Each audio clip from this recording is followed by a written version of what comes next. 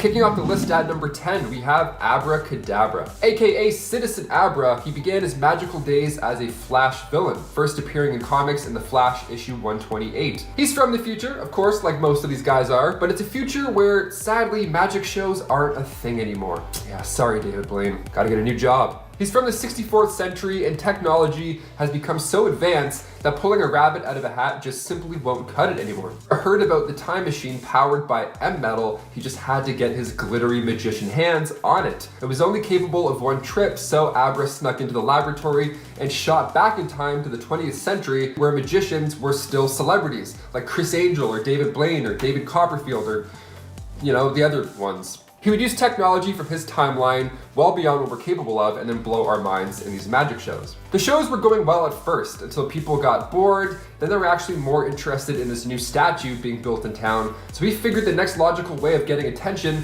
was to start stealing things, starting with this fancy new statue. He kept stealing, and he kept stealing after that, and he kept using his future tech to evade capture, so when it comes to magicians, Abracadabra is very committed to the craft, in the future or the past.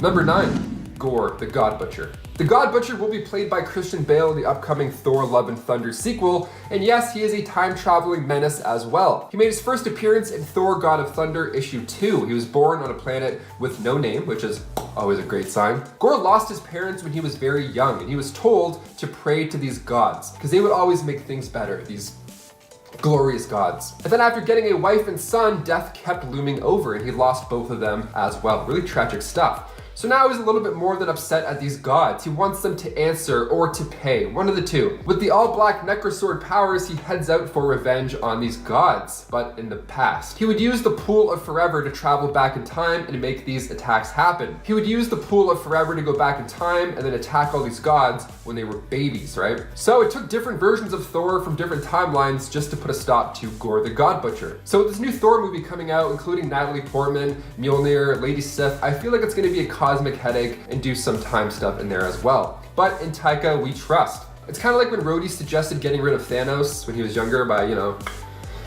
Gorr the God Butcher is basically that mentality, but 10 times worse. And with powers. Number 8.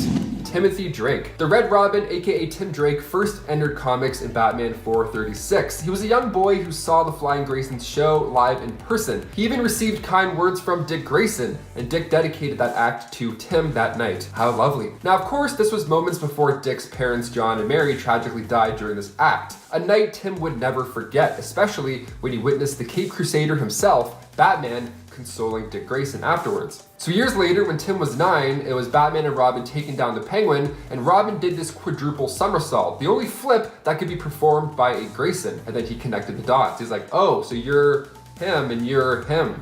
Got it. Tim followed them around for a while, and then after Jason's death, Tim suited up himself as the third Robin. But in the Titans Tomorrow storyline, we see the Teen Titans travel to the 31st century to assist the Legion of Superheroes, and when they return, they accidentally end up 10 years in their future. So they meet older, darker future versions of themselves, including Timothy Drake, now going by Savior. This version of Tim is ruthless. He even carries around with him Joe Chill's gun to help get the job done. So when the team gets back to their real timeline, they swear to never become their dark counterparts, and they split up. But like I said earlier, this split up is actually what ends up causing the dark versions of themselves to happen in the first place. Time!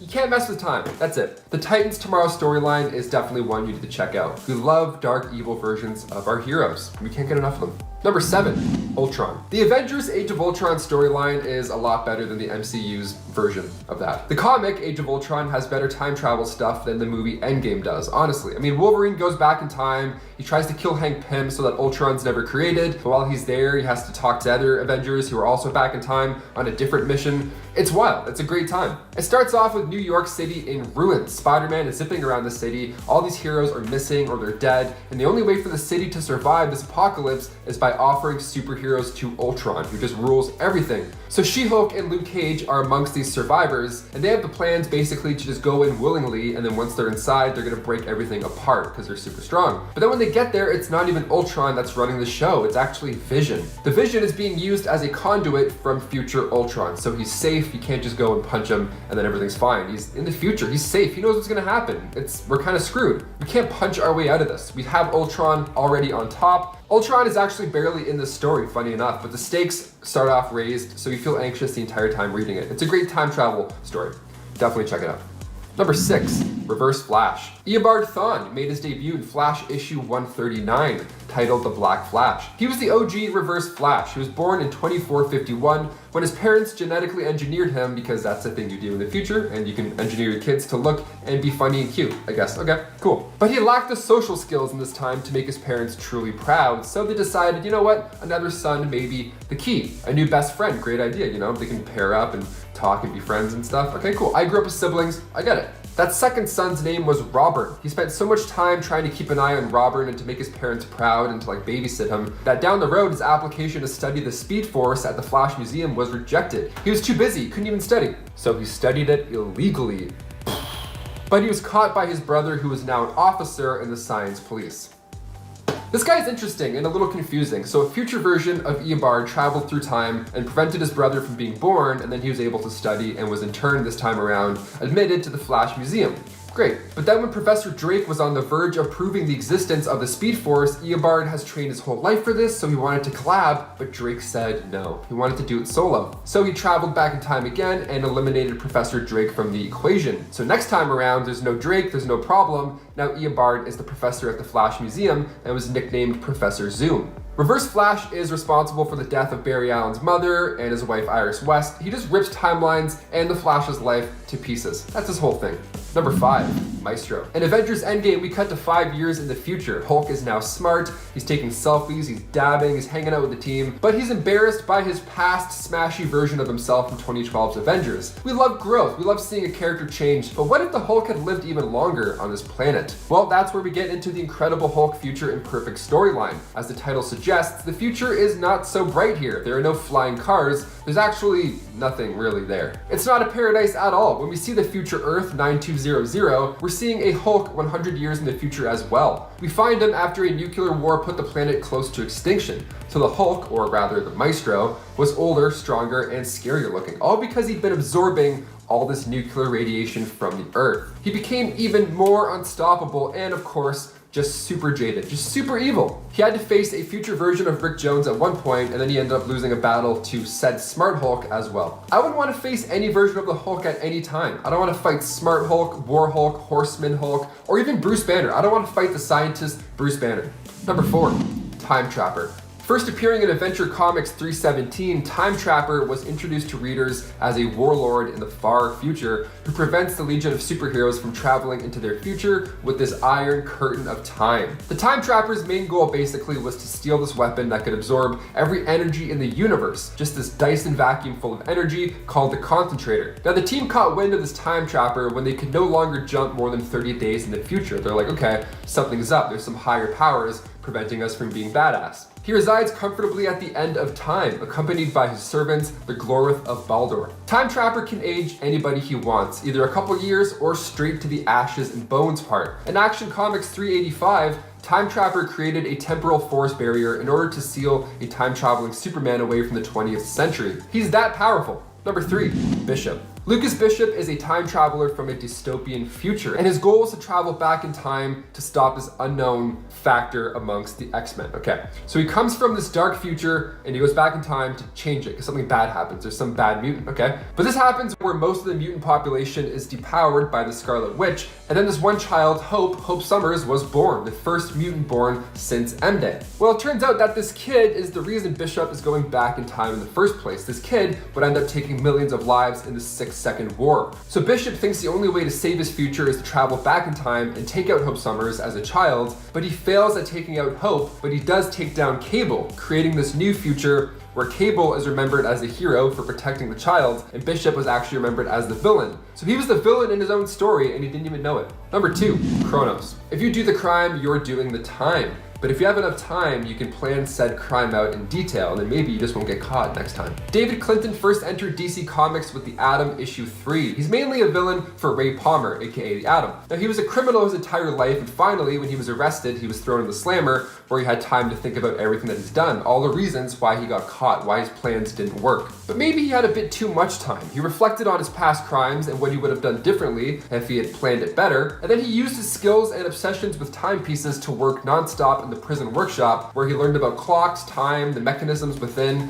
He learned about everything. So when his sentence was finally up, he was released and then became a time-traveling villain. He used all these time-inspired weapons, like an exploding hourglass, a wristwatch with blades instead of hands, and a device that could slow time down. Going by the new name Kronos, in the DC animated universe, Kronos used these devices to go back in time and steal rare relics from the past. At one point, he actually tried stealing a utility belt from the Justice League's watchtower, but when he was interrupted, he made a break for it through the time vortex, and Green Lantern, Batman, and Wonder Woman followed him back. Not this time, Kronos.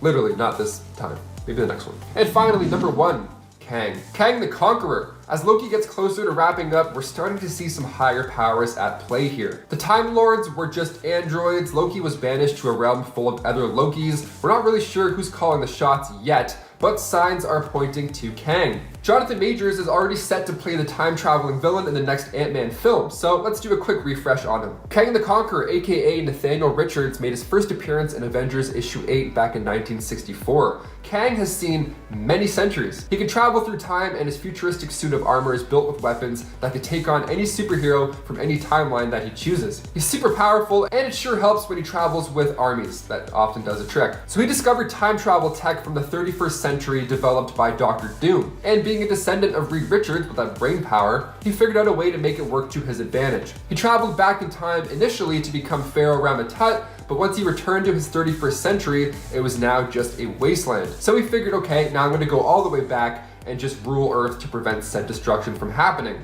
I feel like Kang is one episode away. We're so close. I can feel it in my soul. And at number 10, Zsasz. Victor Zsasz is pretty scary. Sure, he doesn't have supernatural powers like some of the other villains on our list, but he is batshit insane and oh so dangerous. While the Gotham television series doesn't quite do him the justice that other adaptations like the Arkham video games do, Zsasz is definitely not a character to take lightly. For context, all those tallies on his body, well, there's one for each and every person that he's killed. He's proud of his kills. He wears them like a badge of honor. Zsasz also operates in a much more subtle fashion compared to other inmates locked up in Arkham. He isn't a showman, and he keeps to the shadows. Needless to say, if he were to break out of Arkham, he's the kind of threat that would have both citizens and the Gotham PD shaking in their boots. And at number 9, Man-Bat. Kirk Langstrom, aka Man-Bat, is an example of a vicious villain who needs a special holding cell, or at least when he's under the influence of his serum, that is. Langstrom was a zoologist who attempted to extract a bat's sonar sense, and tested the formula that he created on himself, which resulted in him transforming into this hideous half-man, half-bat hybrid, and also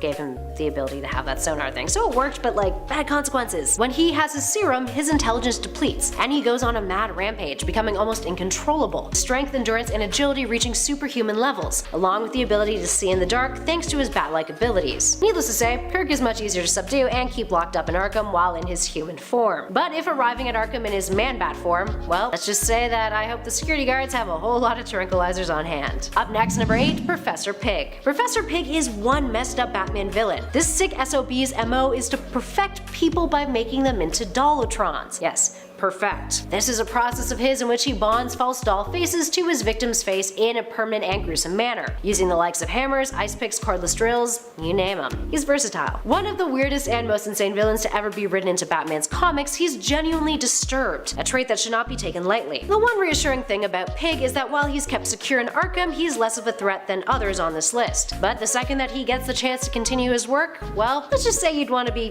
far, far away from this inmate. And at number 7, Clayface. When he was first introduced by Bill Finger and Bob Kane back in Detective Comics issue 40 in 1940, Clayface, aka Basil Karlo, was a B-list actor who began a life of crime under the guise of a villain he once played in a horror movie. It wasn't until the 50s that the shape-shifting version of Clayface came to be, as science fiction villains were on the rise during the start of the Silver Age. Karlo wouldn't return until after Crisis on Infinite Earths. Now, Clayface has the ability of using his clay-like anatomy to transform himself, and also concoct items like weapons out of his body. Clayface is an example of a villain at Arkham who requires a special cell to contain him in order to ensure the safety of everyone in the facility, and to ensure that he won't be able to break out by any easy means. And at number 6, the Penguin. Compared to others on our list, the Penguin is by no means a villain who is physically intimidating. Instead, it's this criminal mastermind's intellect and connections that makes him threatening in Arkham. Considering Oswald Cobblepot is one of the foremost powerful villains in Gotham City, whenever he's locked up in Arkham, he's well protected. You do not want to get on his bad side, or surely you'll suffer major consequences. And it won't won't be him doing the dirty work, that's for sure. Penguin has proved his ingenuity and cruelty on many an occasion, and even when he's locked up, he's still got major influence over what happens outside of Arkham's walls, and of course, within them. And at number 5, Killer Croc. Killer Croc is an obvious inclusion on this list. Look at him. Killer Croc is another villain who requires an specially made holding cell, which is actually often depicted as the sewers of Arkham Asylum. This is because of his deadly strength and sheer size. In addition to those traits, he also has enhanced endurance and speed, with skin that is nearly impenetrable, even from high-caliber weapons fired from a distance. So needless to say, he's not a villain whose cell you'd want to accidentally wander into. And at number 4, Great White Shark. Great White Shark, aka Warren White, is the perfect example of the kind of effect that Arkham can have on an individual. While his origin story might not be as popular as someone like Harley Quinn's, both of which are tied integrally to Arkham Asylum, Great White Shark is perhaps more ruthless, since his transformation was a means of survival rather than the product of manipulation. Now, prior to his time in Arkham, Warren White, who first appeared in Arkham Asylum Living Hell issue 1 in 2003, was a crooked financier who was nicknamed Great White Shark for his ruthlessness when embezzling millions from his company's pension fund. When he was caught, he pled insanity, which led to him being sent off to Arkham. He had multiple run-ins with some of Gotham's worst, which forced him to become even more ruthless. Then, he was locked into a freezer, which caused severe damage to his body physically. But in order to keep up with the harsh environment at Arkham, he embraced his new deformities, sharpening his teeth into points in order to look more like a shark, an intimidation factor that has greatly helped him become a criminal mastermind behind Arkham's walls. A man who's willing to go to those lengths is someone you do not want to be anywhere near. And at number 3, Bane. Brawn and brains, what's not to love? Well, if you work at Arkham Asylum, the combination of those traits ain't something you look forward to encountering on any given 9-to-5 shift, that's for damn sure. Bane is both immensely strong and incredibly intelligent. He was born and raised in a prison. Born in Pena Duro, a notoriously difficult prison, he grew up alongside hardened criminals, learning the ins and outs of the prison lifestyle,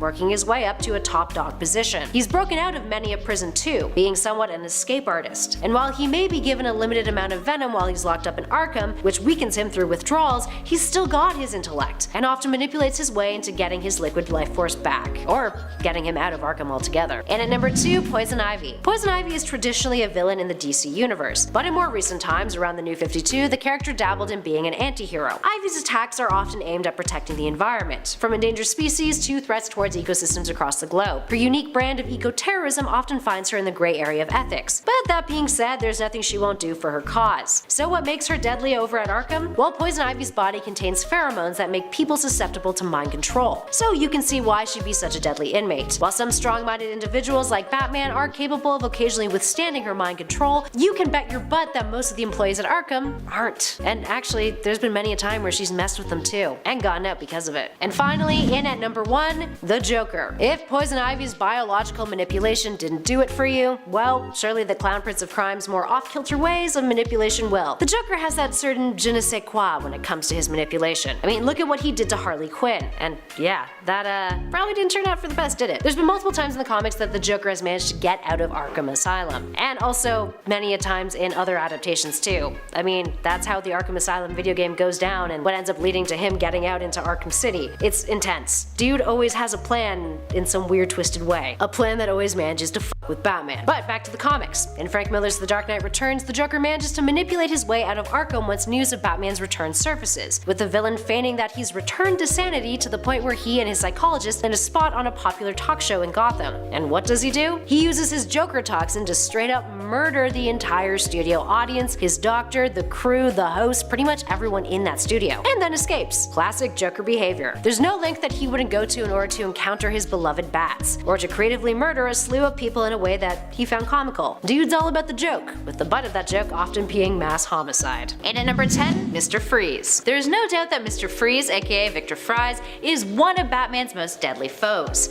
He's a former cryogenics expert who got into a lab accident when trying to cure his terminally ill wife. He built himself a criminal empire in order to have the funds to continue his research. Freeze ends up at the bottom of our list primarily because he's a villain who often cooperates quite well with Arkham staff, and his tragic and complex nature often lends him to be a more empathetic villain. Compared to the others on our list, or our part 1, Mr. Freeze isn't really trying to vindictively kill others in Arkham. On some occasions, he's even been allowed to continue his research while locked up there, and he's considered one of the only sane inmates in the asylum, primarily there because of its intensive security and ability to have specialized holding cells, which Freeze needs in order to maintain his body temperature and stay alive. And at number 9, Two-Face. Harvey Dent first appeared in Detective Comics issue 66 back in 1942, making him one of the longest-running adversaries of Bruce Wayne's. After acidic chemicals are thrown at him during a court trial, the once Gotham City District Attorney went insane, adopting the criminal persona of Two-Face thanks to his appearance. Becoming obsessed with the concepts of chance and fate, the character is often depicted as schizophrenic, bipolar, or having some sort of dissociative identity disorder, meaning he's exactly the kind of individual who, based on his criminal record,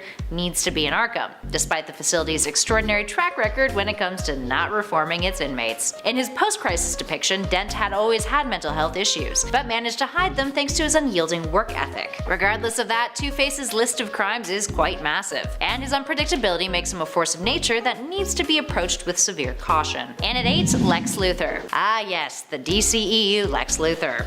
Like much of the rest of Batman vs Superman Dawn of Justice, Luthor got a whole lot of hate for being a very weird depiction of the supervillain. He was sort of like the Joker meets the Riddler meets Jesse Eisenberg with a shaved head. Anywho, he ended up getting thrown into Arkham, which is something that's revealed in the Ultimate Edition of the film, with some dialogue noting that Batman pulled some strings to get him transferred there. Lex managed to break out of Arkham after hearing about Superman's resurrection and the formation of the Justice League, proving once again that Arkham, even in its cinematic adaptations, is super easy to break out of. Seriously, how many times has the Joker broken out? Yeah, it's a lot. And at 7, Deadshot. Deadshot might not be the first character to come to mind when you think of deadly Arkham inmates, but do not be fooled. He's the most dangerous assassin in Gotham City, and knows his way around a ton of firearms, using them as his main MO. Initially, he found himself being locked away in Blackgate Prison, but ended up being sent over to Arkham when he proved that he required a special maximum security facility in order to keep him in check. And at 6, the Riddler. Edward Nygma first hit the scene in DC's comics back in 1948, in Detective Comics issue 140. He's a criminal mastermind with a genius-level intellect capable of extraordinary lateral thinking when it comes to formulating puzzles and decoding them. Arguably, his deductive abilities gives the Dark Knight a run for his money. With no superhuman abilities and relying on being a brilliant strategist, the Riddler often gets real creative with his, well, riddles and traps, making him someone that any old civilian or criminal needs to be extremely cautious when in close proximity to. And at number 5, Dr. Phosphorus. Hey, you know what's dangerous? Someone who has burning skin,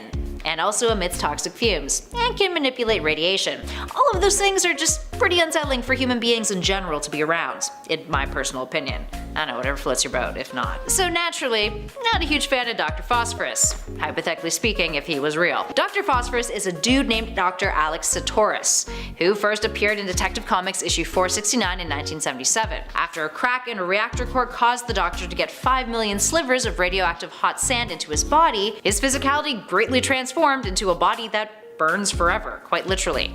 A power that he only gains better control over when he sells his soul to Neron in order to be able to wear things like clothes. Yeah. He uses his powers to get revenge against those he blames as being responsible for his terrible fate, which ends up leaving him to cross paths with good old Batman, with him being tossed into Arkham as the result. Now, he's not a villain who generally makes the rounds a whole lot, but considering his condition, he's no doubt a danger to those around him.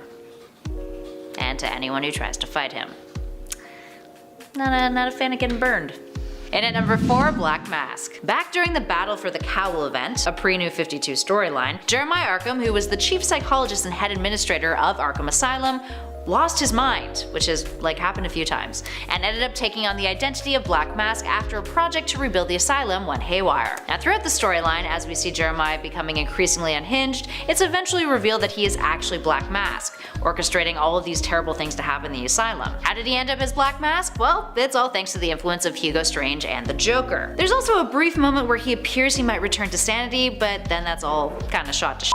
All in all, having the dude who, ran the asylum turn out to be one of the bad guys who's actually hurting others in the asylum and coming up with terrible master plans, yeah, a little unsettling. Definitely not the ideal inmate. And at number 3, Scarecrow. Scarecrow is the master of fear. First appearing in World's Finest Comics issue 3 back in 1941, Jonathan Crane has occasionally been depicted on alternate Earths as a staff member working at Arkham Asylum who is driven mad by the environment. But as far as the main continuity is concerned, he's always been much more of an inmate. Crane is an expert in psychology and biochemistry, and uses fear-inducing drugs and toxins that cause those affected to severely hallucinate, experiencing their worst nightmares. He is quite literally addicted to fear, and one of the only things he himself fears is Batman, which causes him to compulsively seek out confrontations with the Dark Knight. And there's nothing quite like an addiction to motivate you. Causing trouble at Arkham or attempting to break out isn't out of the norm for him, all to get Bat's attention. Perhaps the most terrifying iteration of the Scarecrow in Arkham Asylum, though, comes from the Arkhamverse video games.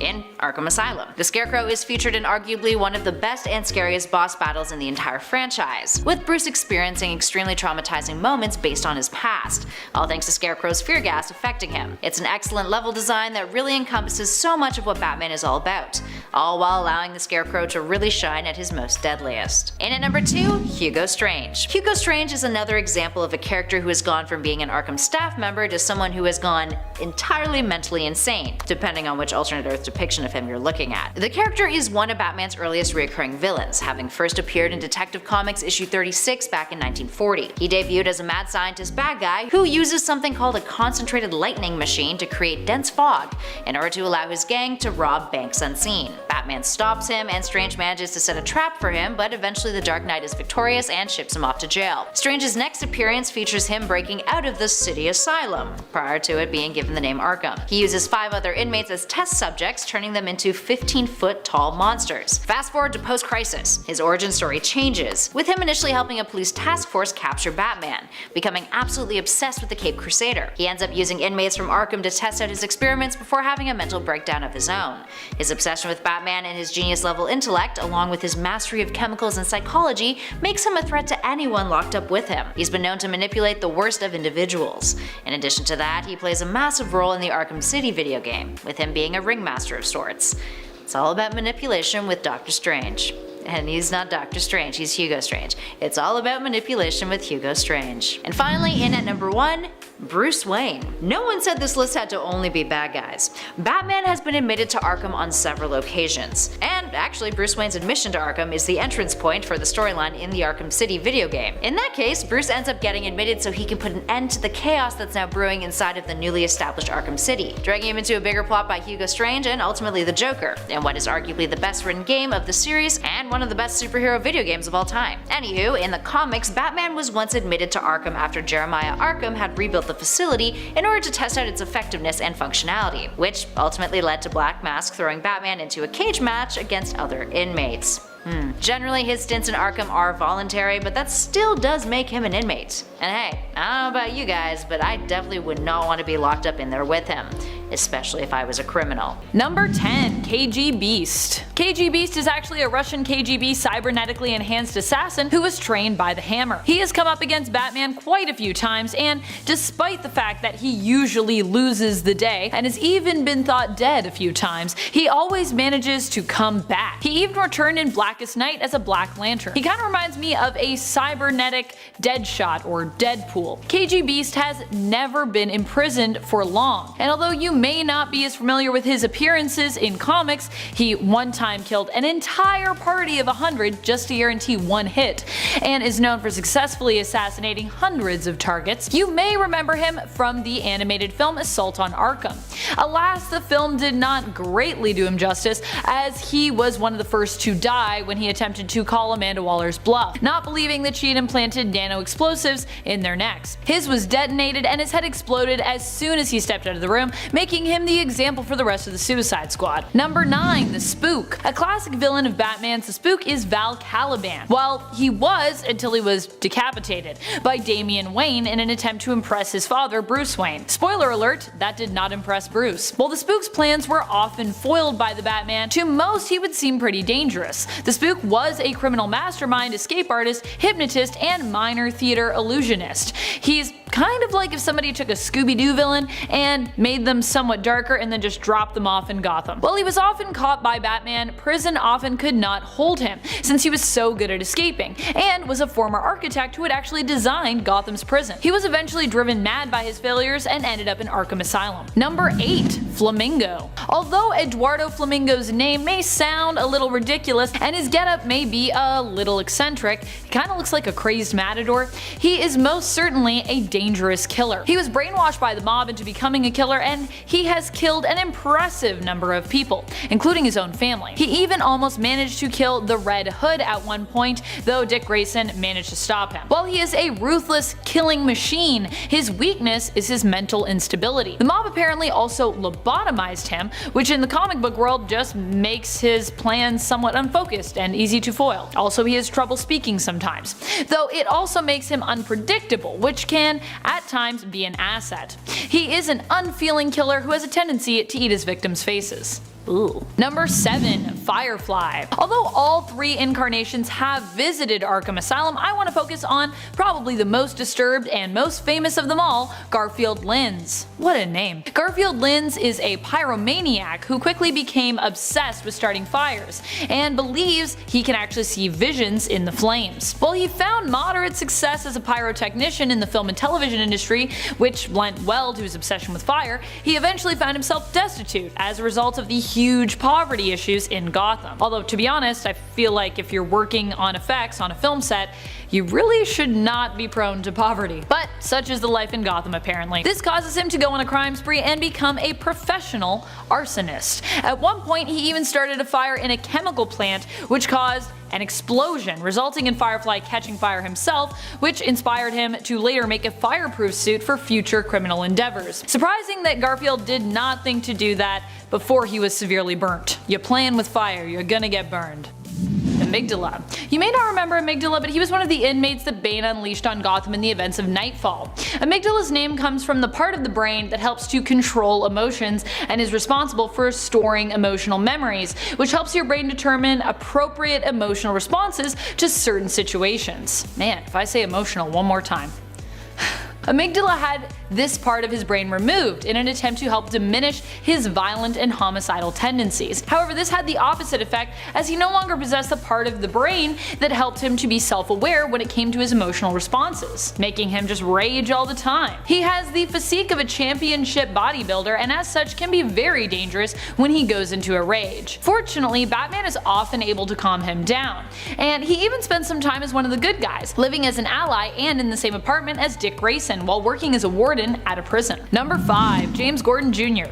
Many people are familiar with Commissioner Gordon's daughter, Barbara Gordon. She is also a member of the Bat family as Batgirl and was for a time Batman's tech whiz as Oracle. She is also the leader of Birds of Prey and on again off again love interest of Dick Grayson. But what do you know about Jim's son? James Gordon Jr. may not often be talked about in the comics, but it's not because he's not interesting. He just kinda decided to go in the opposite direction of his sister. James Jr. is actually a psychotic murderer. He was taking medication to help him with his psychotic tendencies, but he's a smart man and he was able to actually reformulate his meds to make him more psychotic instead. He believes that empathy is a weakness and aims to take down the Bat and, in turn, poison an infant nutritional facility. It's gonna make everybody psychotic. Woo! Number 4. Solomon Grundy. A villain who just keeps dying and coming back. Solomon Grundy is best described as a zombie. While he isn't always a bad guy, he did work alongside Hawkgirl in the Justice League animated series and even died in the process and went to heaven. He is definitely not someone you'd want to run into in a dark alley.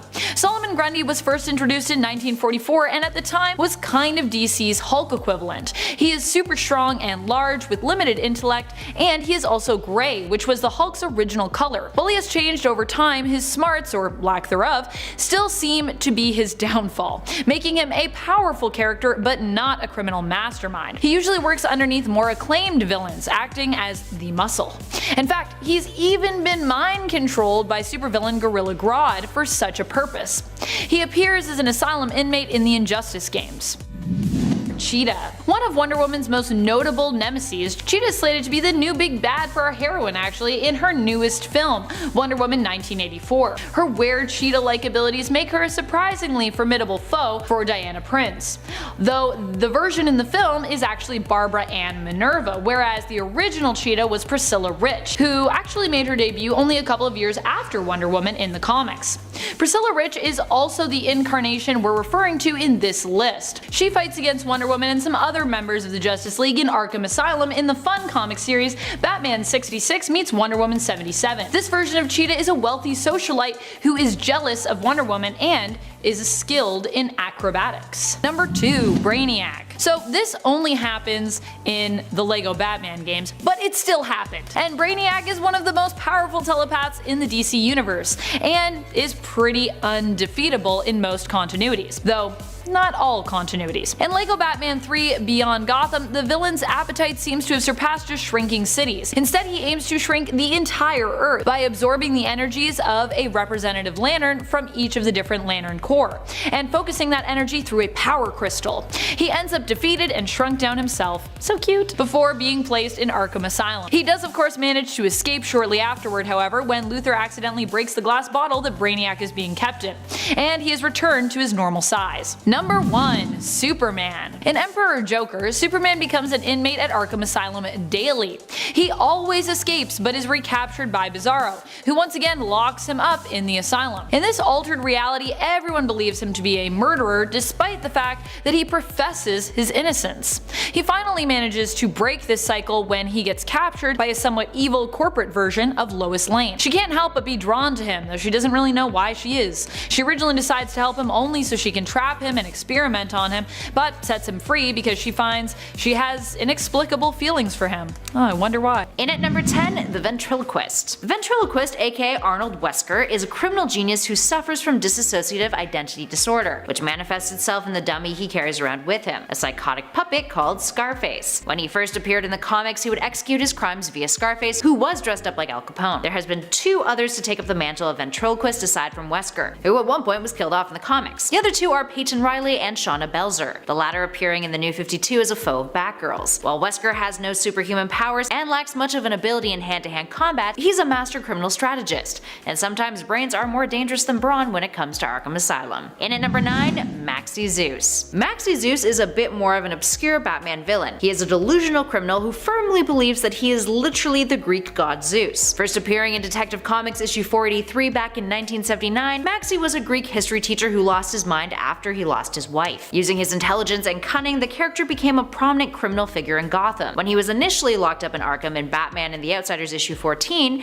Bat suggested that he be put in the maximum security wing. Instead, he was placed in a regular security cell and eventually escaped because of it, forming a team of mythology-based superhuman agents called the New Olympians afterwards. On top of his comic book appearances, he's also present in the Arkhamverse video games. Well, somewhat. There's a cell in the Arkham Asylum video game covered in Greek symbols implying that it was once Maxie's. You can find it in the patient pacification chamber in the intensive treatment center. Then, in Arkham City, you can find his nightclub Gotham City Olympus, along with a story that tells how he disappeared after a few electroshock therapy sessions. And at number 8, Tweedledum and Tweedledee. Upon first look, Tweedledum and Tweedledee may not be all that intimidating, but don't let their comical appearance fool you. Based off of the characters from Lewis Carroll's Alice's Adventures in Wonderland, these 2 were first introduced into the DC universe back in 1943. During the Golden Age, they were significantly less of an issue than they are post New 52. Their powers back then consisted of them using their fat bodies to roll and bounce around. I shit you not. These days, they have superhuman strength and resistance, essentially making them big old dangerous bodyguard types. They can lift up to 1 ton, definitely a pair that you wouldn't want to get into a fight with. And at 7, Doodlebug. Doodlebug, aka Daedalus Bach, is a self-proclaimed artist of sorts. Or rather, he believes he receives visions of inspiration and then recreates said visions on whatever canvas they indicate, which often means he uses people as a canvas. Gross. Dude is a murderer. He killed his cellmate Junkyard Dog, who was a poor fellow obsessed with collecting and investigating trash, by plucking his heart out of his chest with his bare hands. Just like, Kill Bill style. This was part of his satanic ritual, of course. Aside from having a few awkward similarities to Jean-Michel Basquiat, both physically and stylistically when it comes to Doodlebug's art, the character is one of the more obscure Arkham inmates, having only appeared in Arkham Asylum Living Hell for 6 issues in 2003. And at number 6, Death Rattle. Death Rattle actually killed our previous number, Doodlebug, as part of a demonic sacrifice. A lot of rituals going on in Arkham sometimes. Needless to say, he's one creepy dude. Erasmus Death Rattle Rain is not only a serial killer, he's also a cult leader, and claims that he's a psychic. He founded his own religion, which generally doesn't operate on any sort of ethical foundation whatsoever. He also went about killing 56 members of his congregation, so clearly it's not the most predictable of religious institutions, that's for sure. Plus he shared a cell with Warren White, aka Great White Shark, so you know he ain't a pushover. Death Rattle believes that he can communicate with the dead, and when Arkham was attacked by demons and ghosts of its inmates' victims, the former members of his church told him to throw himself into the fires and sacrifice himself. Death Rattle willingly did it, but turns out the ghost just wanted him to die and rot in hell. Ghosts have feelings too, you guys. Moving on to number 5, Prometheus. Prometheus is a villain who is a foil to Batman of sorts. He possesses no actual superhuman abilities, but instead has undergone training similar to Bruce Wayne's. He's done intensive mental and physical training, uses similar technology to the Cape Crusaders, and even has a strobe light capable of disorientation and hypnotism. He can also download the knowledge and physical skills of his foes into his brain via a compact disc, which is like kind of insane and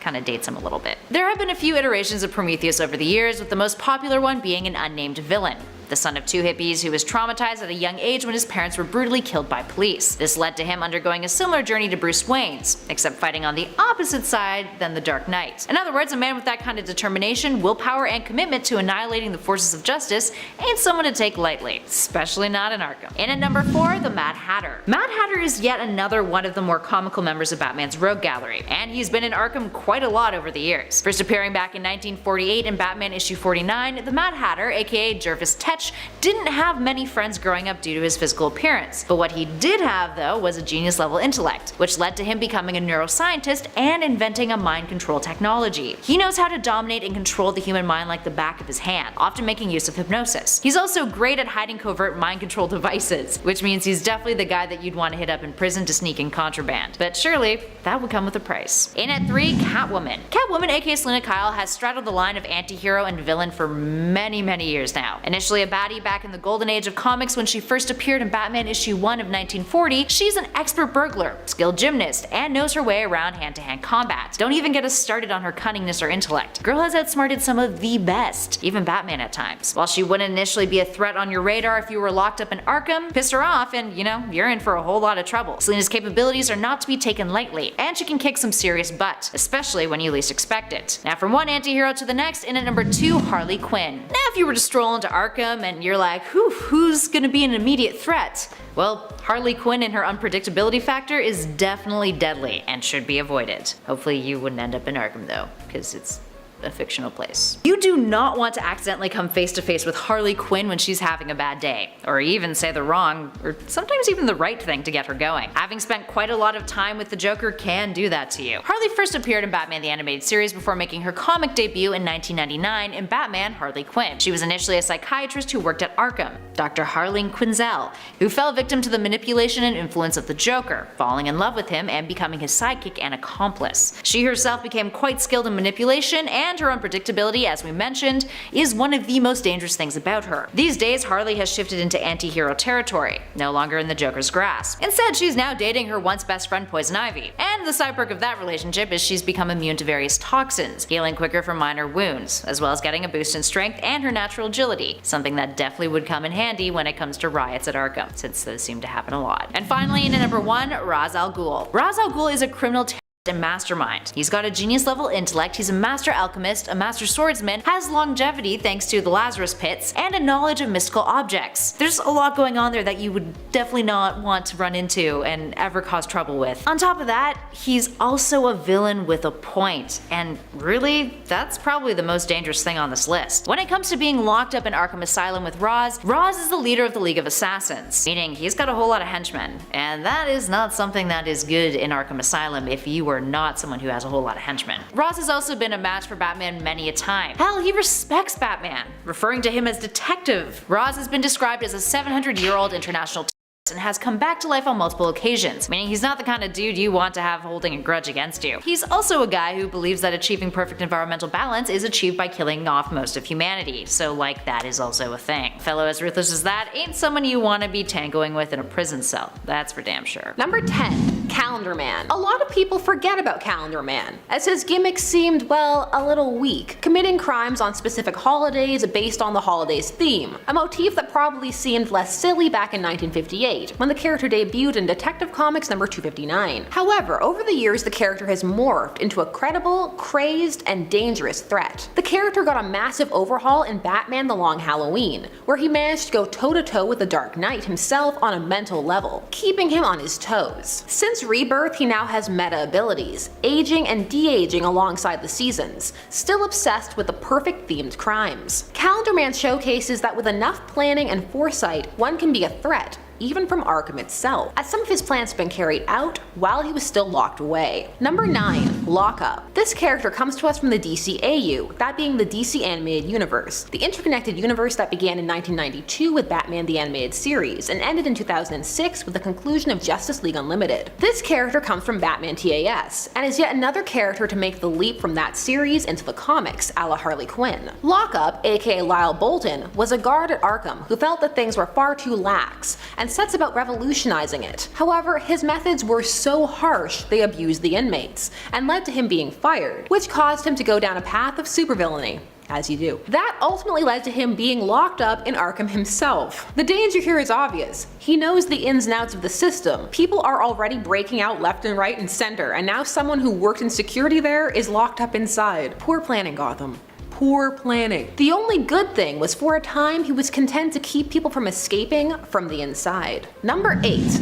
Jean Loring. Jean Loring comes to us from a rather contentious story arc in DC that now, thanks to the New 52 and Rebirth, is long past, but will never be forgotten. We're talking about Identity Crisis. This was a tale in which heroes' significant others are being murdered, and the heroes are trying to find out who is doing it, who has access, and why. Well, it turns out the culprit was Jean Loring, the Atom's ex-wife, who wanted to get back together with him, so conceived of a plan to murder the loved ones of heroes to get him to come back to her and protect her, even going so far as to stage an attack on herself. Once this was discovered, the Atom took her to Arkham Asylum, just locking her up with some of the most dangerous criminals while she has full knowledge of a lot of their secret identities. Atom, what are you doing? Security there is terrible. Next time, an actual credited villain will be murdering family members. Number 7. Cornelius Stirk. This character first appeared back in 1988 in Detective Comics number 592. Cornelius Stirk is a serial who has the ability to make his victims see him as someone else. He uses this ability to get close to his victims and eat their hearts,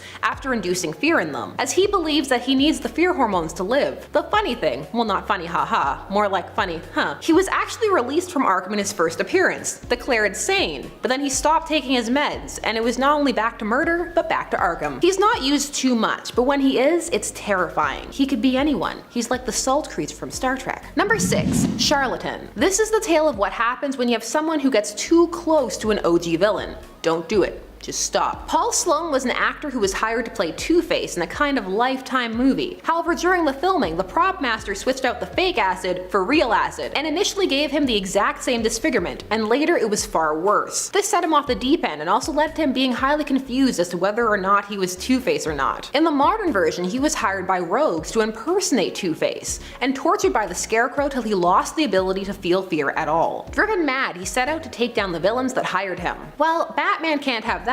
That's his job. So off to Arkham with him. Maybe he can get them in there. Number 5. Ragdoll. So there have been multiple Ragdolls. For our purposes, we need the first, Peter Merkel, but in the New 52 continuity. Ragdoll is a villain with the ability to just completely compress himself, so he can collapse and move under things, like a ragdoll. Hence the name. He uses his abilities for evil, because of course. While really he could probably end up in Blackgate, Batman comics have a tendency to put metas into Arkham, kind of the idea that their abilities make them crazier.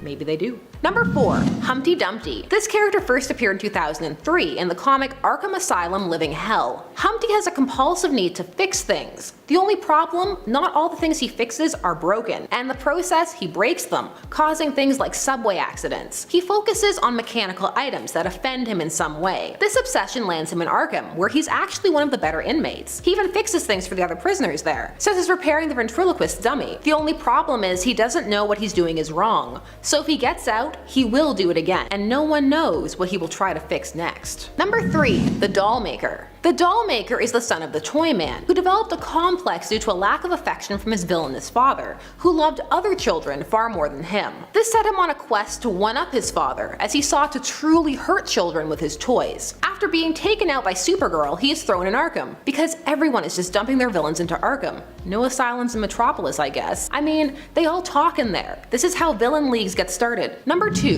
The Psycho Pirate. For our purposes, we're talking about the second Psycho Pirate, Roger Hayden. The Psycho Pirate possesses a magic mask with the power to project emotions, but that's far from what makes him dangerous. Even though his powers could be augmented to great effect, so that he could even control people. No, he rose to truly dangerous prominence during Crisis on Infinite Earths, which was a major DC story event, where they decided their multiverse and characters were out of control. So they constructed a climactic event to merge the universes and kill off unwanted characters. This occurred in 1985 to 1986. After this event, the Psycho Pirate was the only person for a time who remembered what happened, which drove him mad, and led to him being imprisoned in Arkham. But he also contained the ability to bring some of those characters and universes forth, if he were ever able to become sane. He even managed to bring some of these characters back during Grant Morrison's Animal Man run. Since then, and after even more reboots, his powers are back to what they were when they started. But for a time, he could have undone all reality. But I mean, DC does that themselves anyway. Number 1. Who could it be? Well, it's Jason Todd, the second Robin, unless you're in the DCAU-verse. Jason Todd was infamously killed by the Joker, beaten by a crowbar and left in a building wired to explode. His fate left up to reader vote, which rumor has it was ultimately decided by an angry fan with his phone on redial. Later, the character was resurrected when Superboy Prime punched the wall. Yes, he punched a wall and it ricocheted across realities, changing all kinds of things. However, when Jason first returned, he was far from fine, and for a time, some felt he was far from sane. Grant Morrison's Batman and Robin run saw the character being held in Arkham for observation, after all the havoc he had wrought, killing villains, attempting to take down the rest of the Bat family during the Battle for the Cowl arc. Really? Tim should never walk again after all that? But if we dealt with injuries in comics realistically, no one would be able to do anything. Ever. Dick was keeping him in there for his own safety, allegedly. But really, how safe is that? He's really lucky that Jason was just bitter and not actually insane. Otherwise, again, secrets revealed, alliances formed, people dead, which did happen while he was there. More so after he was successfully transferred to Blackgate. When he was, the inmate rate spiked. A bitter ex-Bat family member with an axe to grind, a menace to villains and heroes alike. Sounds like a dangerous inmate to me. In at number 10, the Riddler. If you shared a cell with Edward Nygma the Riddler, you'd likely have a major headache by the end of your stay at Arkham. Or you'd be driven mad. Either or, really. The Riddler first appeared in Detective Comics issue 140 in 1948 and has been a mainstay in Batman's rogue gallery for years. He's a criminal mastermind who is rarely outsmarted by anyone but the world's greatest detective himself, hence why he has respect for Batman, although he'll continuously try to throw him off with a well thought out riddle linked to his crimes. So what would that mean for you if you ended up in Arkham and found yourself having to share a cell with this fellow? Well, he would mind with you so bad, hide all of your possessions, and make you solve riddles in order to get them back. Or he'd make you solve puzzles in order to have access to your shared toilet in your cell. The possibilities are endless really, but they'd all involve riddles and puzzles and schemes that would make your brain hurt.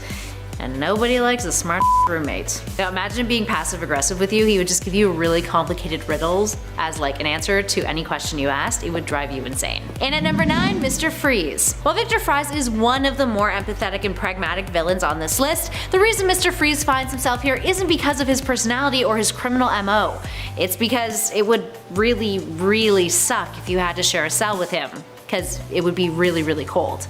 And that's unpleasant. Because of the laboratory mishap this cryogenic expert endured while trying to develop a cure for his terminally ill wife Nora, his body temperature sits at sub-zero levels, requiring him to wear a special suit in order to stay alive. Thing is, that suit is also equipped with a whole lot of weapons and tech that would be dangerous to have on Victor while he's imprisoned in Arkham. So his cell in Arkham has typically been depicted as a freezer room of sorts, or a specially made room that allows for the temperature that he requires to survive. Now imagine having to share that cell with him. For starters, it probably wouldn't be allowed because you would freeze to death, but even if you did get stuck in there temporarily with Victor, you'd have to wear a snowsuit so thick that you'd avoid going to the washroom just because of how difficult the process of taking off your pants would be. And if you can't poop, how's that living? And at number 8, the Mortician. Unlike our previous number, the Mortician makes this list because he is utterly terrifying. Porter Vito was a funerary agent who ran a funeral home. Imagine he was just a funerary agent who like ran like a beach resort. That'd be weird. His everyday involved him being well acquainted with corpses. So what did this fellow do? He came up with several different experiments and techniques to try to resuscitate his dead parents. Yikes. Then he started doing it to other dead people. Fun. Overall, he's a much smaller time Gotham villain who primarily uses zombie swarms in combat, and is therefore creepy as hell. I don't know about you guys, but I would rather avoid the Mortician altogether. What would you even like talk about? Would he like try to kill you and then resurrect you? And that would make the conversation even more strained. No thanks. In at number 7, Clayface. Clayface, aka Basil Carlo, has a very interesting skill set. He can change his clay body into anything or anyone. Now, imagine if you had to share a cell with him. And imagine if he didn't like you. That could be pure psychological torture if he was really able to get under your skin. But fear not, these days for the most part in DC Rebirth the character has turned a new leaf, or rather new clump of clay? He's trying out being a hero, having grown tired of the criminal lifestyle and taking Batman up on an offer to change his life. But after the fall of the Batman story arc, he was infected with the masterminds serum, transforming him into a monster full of rage that then went on a rampage and destroyed part of Gotham. He would be presumed dead, but was revealed to have survived and had gone into hiding. Now powerless though. Needless to say, I don't think he'll be kicking around Arkham anytime in the recent future. In at number 6, Victor Zsasz. Victor Zsasz is one of Gotham's most notable serial killers. Every time Victor kills, he adds another tally with a knife onto his skin. And take a look at him, he's got a whole lot of tallies. He claims his mind is its most clearest when he kills and when he is counting his kills. He wears those tallies on his flesh like badges of honor. Victor won't really see you as human, but rather an opportunity to add yet another tally onto his scarred flesh. He won't hesitate to kill you unless you can prove your worth, meaning unless you're like a kingpin of some sort or have a reputation, you're likely as good as dead if you get stuck in a cell with this lunatic. Moving on to number 5, Death Rattle. Death Rattle may be a much more small-time villain compared to others on our list, but he is arguably one of the most terrifying by far. Aerosmith's Death Rattle reign first appeared in Arkham Asylum Living Hell issue 1. He is a cult leader and a ruthless serial killer, a self-proclaimed psychic and a founder of his very own religion, which was deemed wildly unpredictable and very amoral. He believed that he could communicate with the dead, and voices in his head told him to kill 56 members of his own ministry. So that's how he ended up in Arkham. And while there, he murdered a bunch of different kinds of Arkham inmates unexpectedly, all while claiming the asylum's ghosts were communicating with him. Now, consider this. Those ghosts who spoke to him, they would tell him later on in Arkham Asylum Living Hell issue 6 to throw himself into fire and sacrifice himself, which he would do willingly. The ghost's true motives? They just wanted him to kill himself and rot in hell for what he had done to his victims. Aw, ghosts. So even though he is dead, hypothetically speaking, being his roommate would be all sorts of creepy. You'd have to worry about being recruited to a cult, witnessing murder all the time, maybe even getting offed yourself in the name of Death Rattle's religion. Doesn't sound overly pleasant now, does it? Moving on to number 4, the Dollmaker. The Dollmaker is one messed up dude. While we haven't seen him in Arkham before, we'd imagine he would certainly end up there. First introduced in the New 52 and Detective Comics issue 1 of 2011, Dollmaker, aka Barton Mathis, was forced to go on hunting trips with his father when he was a child. Except they were hunting a very, very illegal kind of game. Human beings. He witnessed his father killing people and then cannibalizing them, and in addition to that, he witnessed his father being fatally shot by a young James Gordon. After spending a year in foster care, he would reemerge as the Dollmaker wearing a mask made out of his own father's skin. He's also the fellow who cut off Joker's face and then reattached it, because clearly he's an expert. So all in all, if you'd prefer to not have your skin cut off and then reattached to your body in a different spot, or worse, being roommates with the Dollmaker definitely wouldn't be up your alley. Imagine you just woke up and like, your face skin is like on your gut and you're just like, whoa, I've got 2 faces now. And at number 3, Professor Pig. Just look at him. If that isn't enough for you, let me explain Professor Pig, aka Laszlo Valentine, to you further. First appearing in Batman issue 666, prior to the New 52 continuity revamp, he was a former agent of Spiral who went mad thanks to mind-eroding drugs. After the crime syndicate showed up on Earth 3, Pig ended up using Gotham's hospital as his base after Batman disappeared. And he uses his Dollatron army to go around the city, sedating people, operating on them for experimentation without their consent. Most operations were absurd and severely disfigured his patients. He once switched a tennis player's hand with one of his feet. So if you'd like a good night's rest without having to worry about waking up and having your foot where your hand should be, Lazo probably shouldn't be on the top of your potential roommate list. Up next, number 2, Killer Croc. For starters, with Killer Croc, you'd be sharing a prison cell that exists within a sewer in Arkham Asylum. The asylum repurposed it in order to hold Waylon Jones. Now he's lived in sewers his whole life, so it makes sense that his cell would also align with that in order to keep him calm. So, hygiene? Not that great. Plus he's got regressive atavism, which results in one's ancestral traits being expressed again, which is why he has scales, sharpened talons and teeth, and enhanced physical abilities that make him look like a giant crocodile, hence gaining the name Killer Croc, but also because he kills. That being said, Jones could be reasoned with potentially. He's cultured and even bilingual, having an admiration for French literature. He also knows what it's like to be downtrodden and hurt, and his sympathy could be appealed to. Either that or you'll get eaten, so two very different extremes, but regardless, you'll be in a sewer, and imagine never being able to get the smell of poop out of your clothes or whatever. That's no bueno. And finally, in at number 1, the Joker.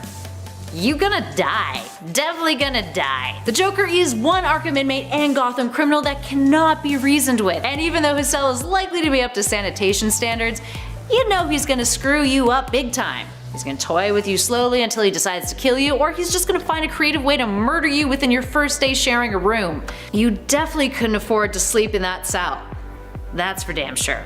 Because you might not wake up. Or worse, you will wake up, but you'll be super screwed up, or he might make you laugh to death. Would that be a horrible way to go though?